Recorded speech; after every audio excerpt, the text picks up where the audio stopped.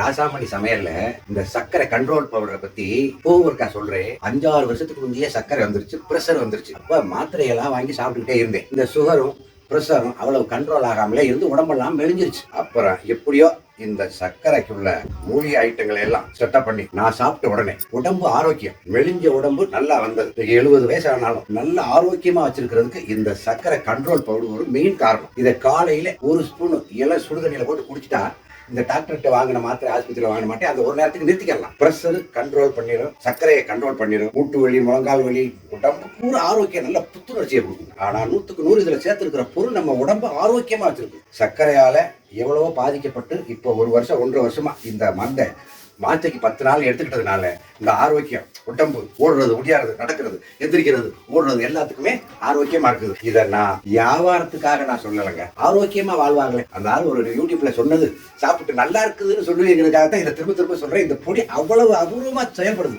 1 spoon அப்படி போடுங்க, தண்ணியை கொஞ்சம் அப்படியே ஊற்றி இந்த கலங்கி சேர்த்தீங்களா, அவ்வளவு நீங்க வாங்கி சாப்பிட்டு பார்த்து போடணும்னு சொல்லுங்க. ராசாமணிக்கிட்ட 100 வயசுக்கு குறையாம இருக்கிறதுக்கு இந்த பொடி உங்களுக்கு உதவி செய்யும். நம்பிக்கையோட இதை வாங்கி சாப்பிடுங்க.